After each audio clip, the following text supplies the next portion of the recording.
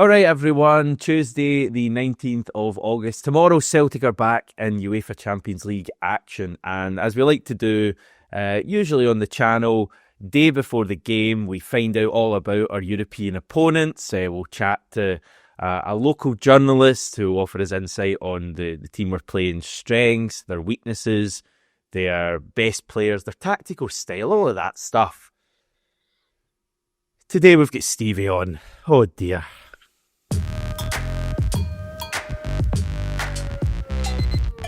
Thanks for that build up there. Hi, Hamish. Here's a big fact for you. Kairat are the current Kazakhstan Premier League champions. Really? Wow. You've actually, Stevie, you do actually have a wee exclusive about Kairat here that people absolutely won't care about at all, but take it away. I know. Well, this could be a psychological weapon because they had to witness me kicking about with a pair of shorts on the day in the sauna. But the Kairat players and staff were all using my local, don't laugh at anything, so I'm not going to say gym, sauna and spa that I go to. Basically, there we are, the humble Doubletree.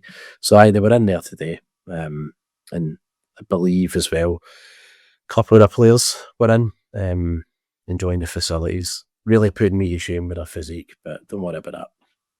Yeah.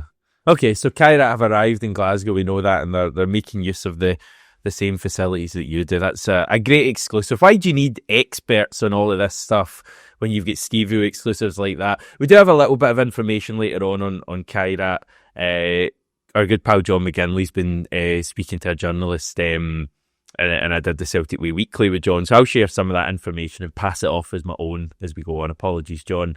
First of all, this show is sponsored by Practical CBT, your route to great mental health. So a big thanks to them. And on today's show, we're going to discuss tomorrow night's game against Kairat, plus a few other things going on. Stevie, you've just recorded the latest Gig Pod, episode 300, no less. How was that? It was all right. Done at the beautiful Hotel Indigo, who look after us anytime we go there, Hamish. Yes.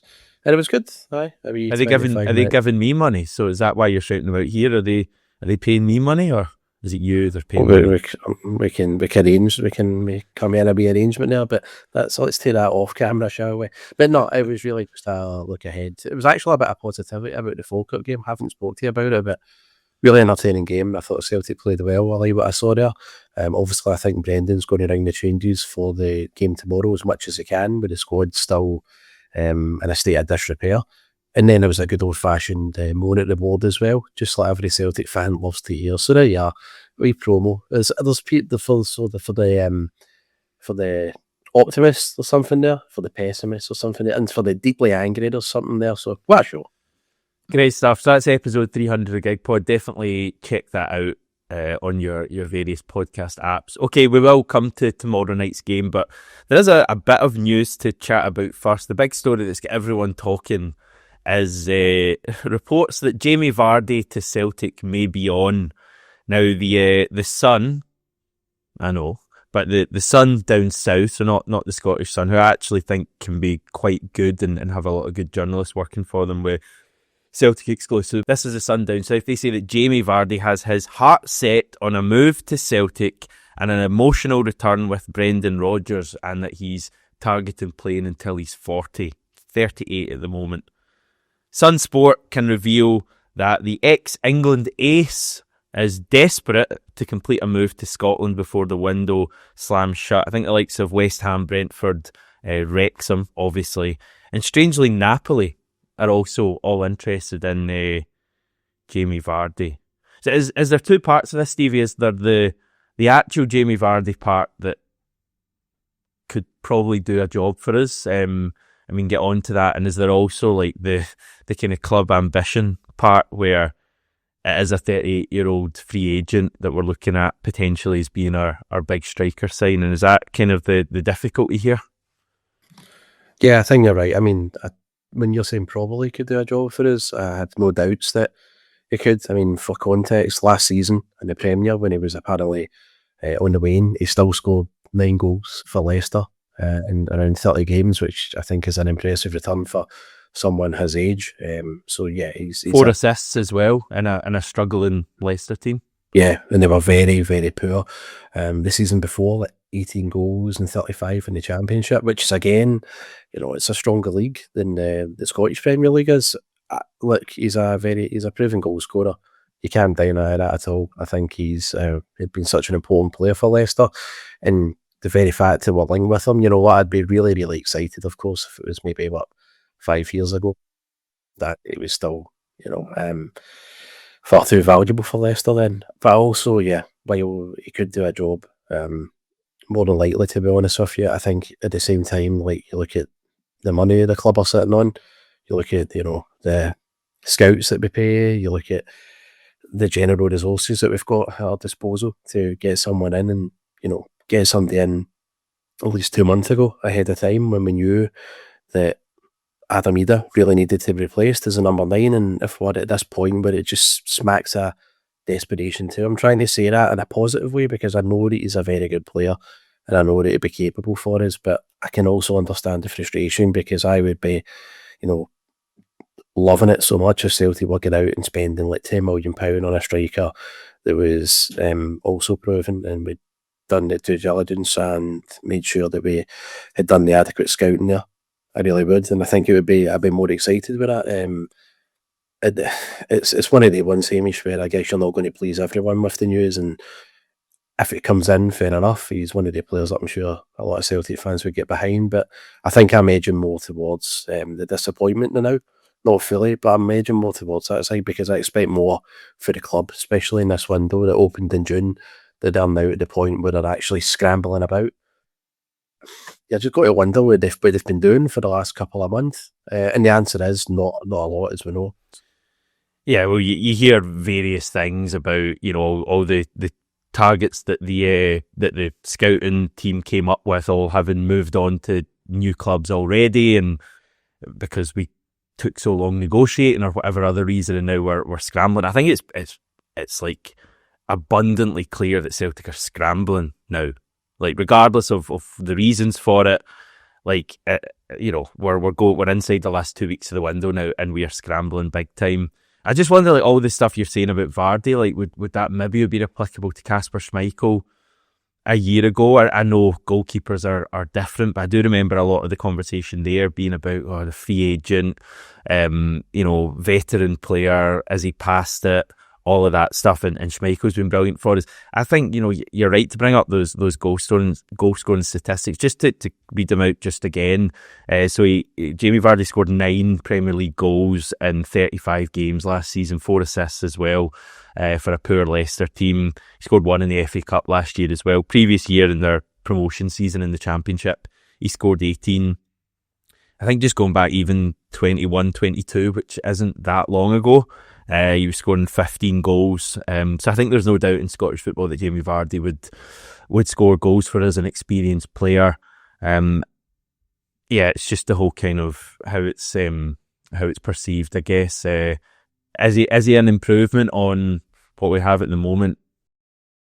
He's one of these players that I would imagine would definitely split the support when it comes to him potentially being on board. See if we were bringing Jamie Vardy on board with another couple of players and we're spending good money for them, even another centre forward and like a winger that we're spending good money on, I think then the news would be very well received, wouldn't it? At the same time, I remember when the second season, when Ange brought in Aaron Moy, there was a lot of, he's 32 at the time, wasn't he? Over the hill, apparently. He came from a team in China, didn't he? And a lot of, I don't think he kicked a ball in maybe 6 months or so, and a lot of people were questioning that, going like, just because he played in the Premier, does that mean that he's going to come up here and stroll it? And he did, and I get it now. He was 32, but he certainly didn't have the body of 32, I think. I was being very generous to Adam Moy, and he still is a player that I admire. He was brilliant to watch up until he got that injury, I think, just before the Rangers game, the one that we won 3-2. And you look at Jamie Vardy, I think, he's kept himself in pretty good nick, and I think he would be able to cope up here with the physicality and the speed of the game, definitely. But again, going back to it, while that's all positive factors, you just wish that Celtic weren't just looking so desperate at this point, getting the phone book out, going, Brendan, do you know anyone? As opposed to actually looking all around the globe for somebody like Jamie Vardy, but maybe who's younger And, you know, I mean, far more fitter, and even could boast the goal scoring record that he's got, maybe 10 years younger or so. So really frustrating, but this is Celtic now, and I'm trying so hard not to come on, shouting ball and get annoyed about it, especially with yourself. Yeah, I'm just thinking because like Brendan Rodgers, we were all reading into him saying the hopefully stuff. Hopefully we can get a player in before this transfer, this Champions League deadline, which is Tuesday night tonight at 11 p.m. And he said that again after the weekend, and I thought that was kind of interesting. Him saying hopefully after the week prior saying I don't really know, and I'm like, is that because he knows like Jamie Vardy's potentially coming in? It appears to be quite an easy deal to do, and that he's a free agent. The reports from Jamie Vardy's camp, and there are some quotes saying that he'd love to play for Celtic and play under Brendan Rodgers again, and wants to play until he's 40. You wonder if there's something going on there. I think we'll find out pretty quickly, Stevie, if this is a goer, and then we'll see. Yeah, we've got to find out quickly. It's got to be like in the next 10 days now, isn't it? I mean, it would be great if we could have something like that on board going into a really important game like we've got on Wednesday. That's obviously not the Celtic way, so hopefully we'll have someone by the time we have the first derby game of the season. Okay, just a little moment's silence, please, for channel contributor Paul and his big season prediction that Celtic would sign Ben Doak. Actually, Ben Gannon Doak, as he's been known now. He wants to reflect both parents in his name moving forward. And Ben Gannon Doak has joined Bournemouth from Liverpool for £20 million with a further £5 million in add-ons. And the talk is that Celtic have scooped at least £1 million as part of that deal as a sell-on. Any thoughts, Stevie? But I remember when he came on that game against Dundee United 2022, came on like 20 minutes to go, remember? It was 0-0 at the time, the game that Abada scored in the dying minutes, and I think we did a video after it, me, you and Ewan, if memory serves, back in the old 6-7 Hail days, and I remember we were raving about it after it, about how for a 16-year-old, he really just didn't look out of place, and he was able to mix it physically, but it was just his pace was so exciting, and he actually helped us on to the win. I think he played a part in the winning goal that day, and yeah, it was the touch of death from us, wasn't it, when we said hopefully he can go on to have a few more years with Celtic or something, and contribute massively in years to come, and could be a big player for us in Europe or something along the lines. And then a couple of weeks later, he's out the door, isn't he?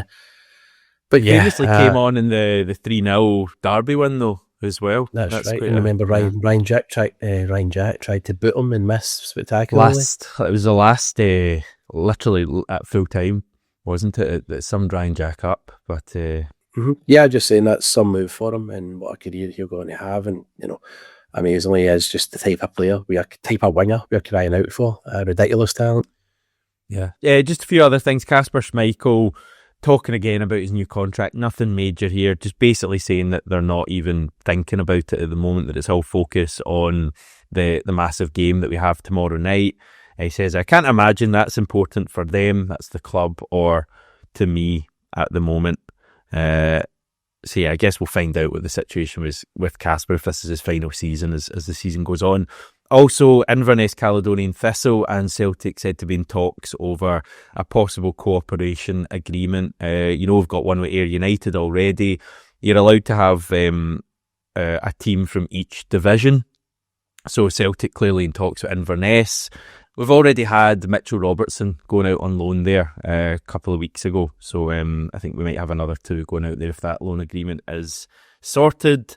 And let's move on to tomorrow night. Kairat at Celtic Park. Stevie, how are you feeling about this game?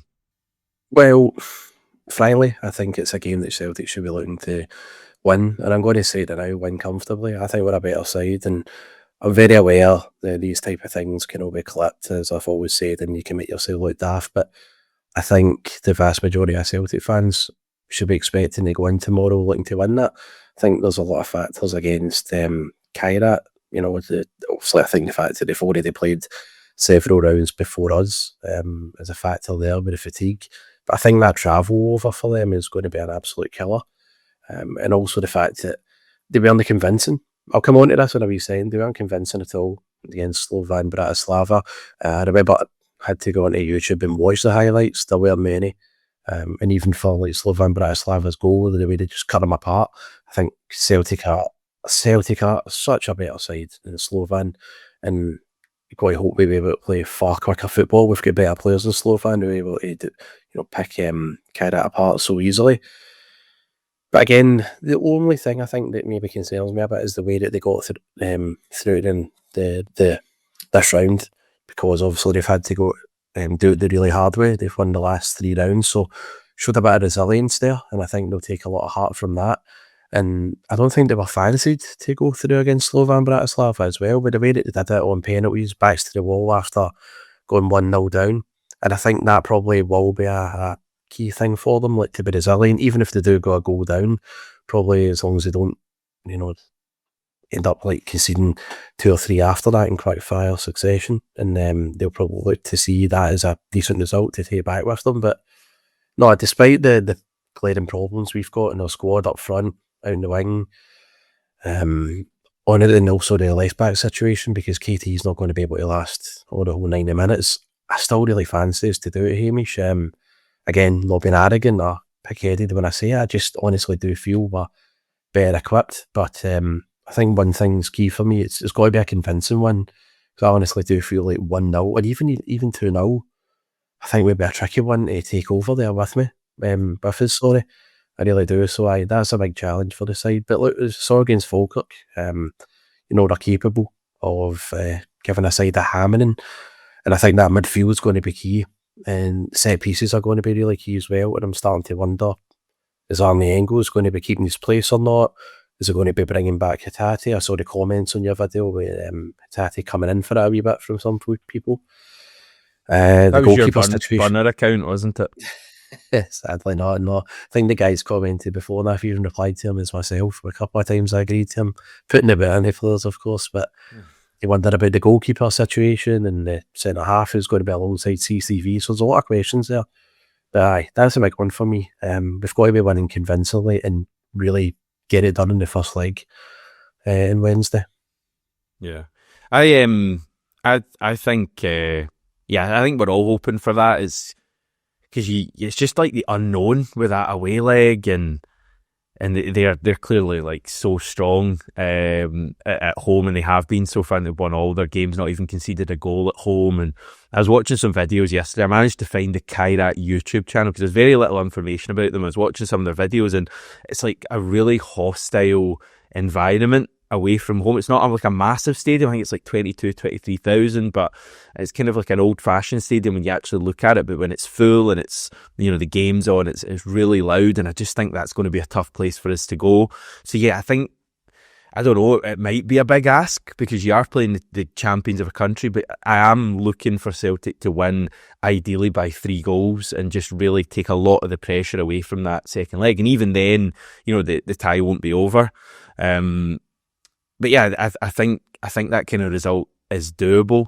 I don't think they'll have come up against a team the standard that we are at all, really. I mean, they've beaten some decent teams, champions of Slovenia, champions of Finland, champions of Slovakia, but those teams aren't at Celtic level, and they won't have been to like a stadium like Celtic Park at all, really, this current Kairat team.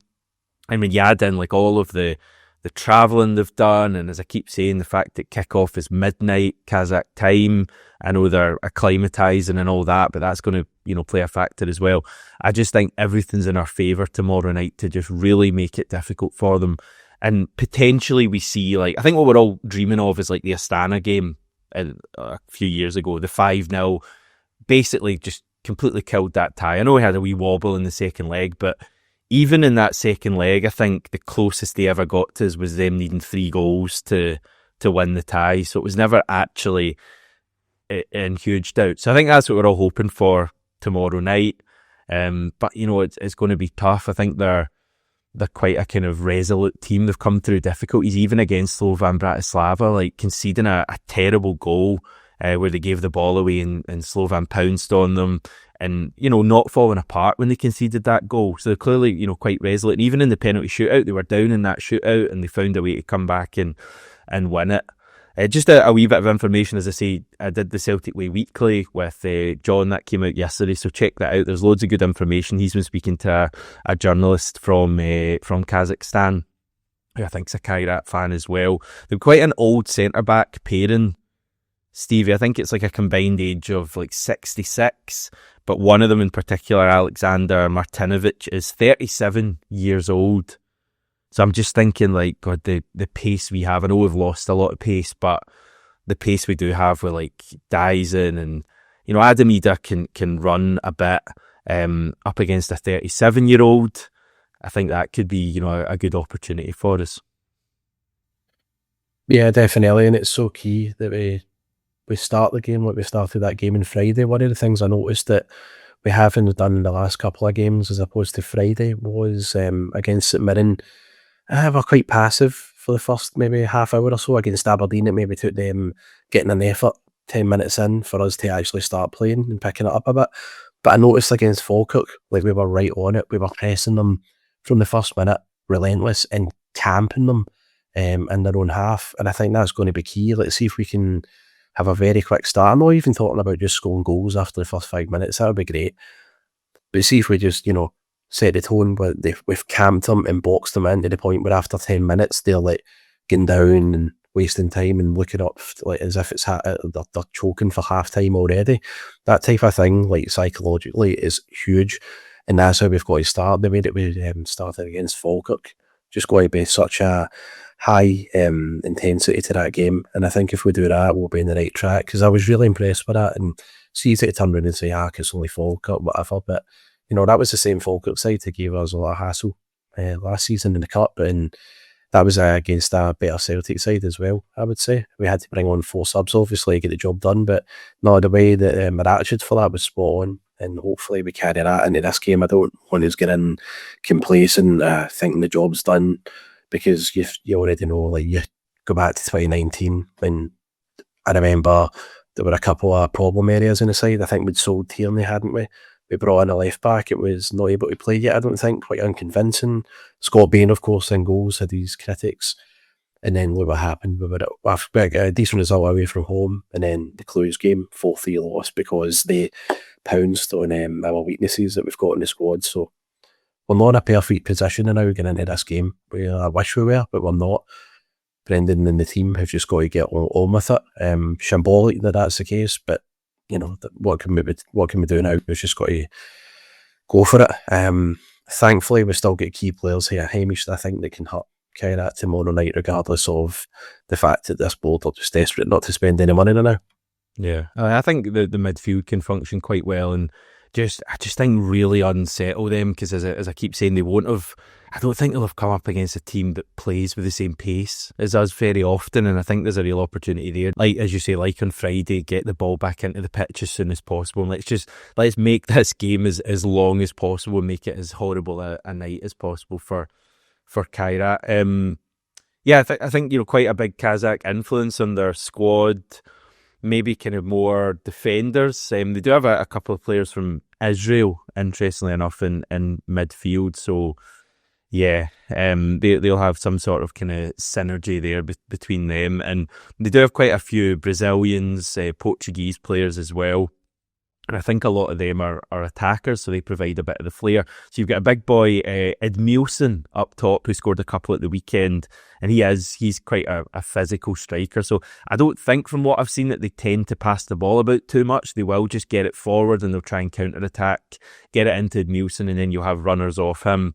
The likes of Jorginho, who scored the winning penalty in the last round, he is one of the wingers, and they've also got Dastan Satpayev, who is the kind of golden boy of Kazakh football, the guy who's signing for Chelsea next year, and he's, from what I've seen, quite quick as well. I think Jorginho's got a bit of pace, so we're going to have to watch that.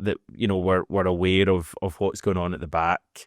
But even like away goals not being a thing anymore, you just feel a bit less worried about them kind of nicking one, if you know what I mean, because you feel, worst case scenario, if they nick one, you know, we can just go and get one kind of quickly. So yeah, we'll see what happens. I think the game is there for us. Just in terms of the team, the big debate's Engels or Nygren. Who are you going with? I think Nygren will be starting. I thought the big debate would have been Hatate or Engels, but you reckon Hatate will come right back in? Yeah, Hatate will be nailed on, I think. Okay, I think I was really impressed with Engels on Friday. Thought he was excellent. Those set pieces, I think, will be key, and we could do with him on Wednesday. So it's a tough one. I reckon he will. I reckon Engels will keep his place, but I think he will also bring Hatate in again, won't he? And you're wondering, will Nygren maybe go out to the right, or will he stick with James Forrest? That's another wee headache there. But I saw a few folks saying that I'd be surprised if Nygren starts on the wing. I think Brendan Rodgers has been very clear, even after the Falkirk game on Friday, made a comment about us having midfield players playing on the right. So Nygren is so obviously a central player. I know he's played at the end of games a couple of times on the right. I would be surprised if he started on the right. I could be wrong. I think it will be James Forrest that starts on the right. Yang looked really good on Friday when he came on, but I guess it's different starting to coming on. Yang loves that, doesn't he? When you're 3-4-0 up coming on as a sub. He's unreal. Okay, I'm going to go with the midfield, not the one I would go with, but I think the manager will go with Hatate, Nygren and Callum McGregor. And we're doing this in a terrible order, but in terms of front three, you're going Forrest, Maida, Vardy? If only. Take out Vardy, put in Adamida, and there's the front three. Very good. And back four, it'll be Johnson, Carter, Vickers, Scales, Tierney. Yeah, that'll be who it is. And then Casper in goals. You're off east tomorrow, as people are watching this. You're oh no, you're not off to Almaty. You're off to Turkey, I think they call it these days. Yes. It's still the old Ottoman Empire to me. I knew you'd say that. I know you did. Good stuff. Have a good time, Stevie. Thanks. I was waiting on something else. Thank you, Hamish. Cheers. I will, however, there is a Celtic supporters club in the place that I'm going to where I'll be able to watch the game on Saturday. So there you go. Will I do a wee report from it in a video? Time will tell. Good stuff, Stevie. Have a lovely trip away. Appreciate you coming on, and we'll catch up with you very soon. And yeah, good stuff. Right, okay. Plan is to do a video tomorrow. We'll have the press conferences later today, so I'll tell you what happens there, and we'll just discuss the game a bit further tomorrow morning. So please join us in.